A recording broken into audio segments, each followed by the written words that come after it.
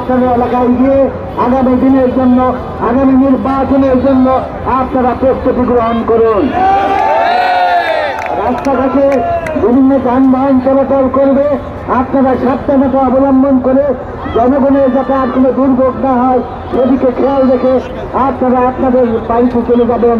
ইনশাআল্লাহ আগামী দিনে আমরা এই এলাকায় বিএনপির ঘরে ঘরে দুর্গ গড়ে তুলেছি। আগামী দিনে পরিচালনা করবে। সকলকে ধন্যবাদ জানিয়ে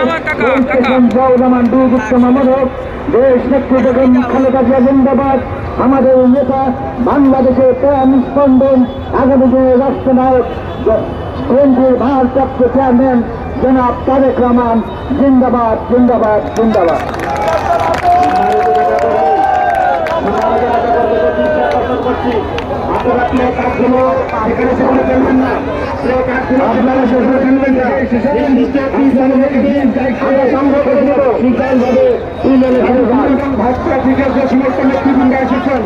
আপনাদের সবাই কলকাতা হতেন মেলা ব্যস্ত, আপনারা সেখান থেকে অবস্থান করেন।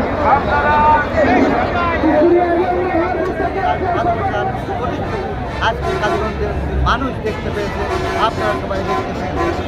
আমরা আগামী দিনে এই কালীগঞ্জবাসী দেশকে গড়ার জন্য কালীগঞ্জের অন্যায় অত্যাচার, মাদক ব্যবসা, সন্ত্রাসীদেরকে প্রতিহত করে আমরা যে বাংলাদেশ পেয়েছি 5ই আগস্ট ছাত্র জনতার শহীদদের বিনিময়ে আমরা আগামী দিনে স্বল্প সময়ের ভিতরে নির্বাচন বাংলাদেশের জনপ্রতিনিধিত্ব সরকার গঠন করার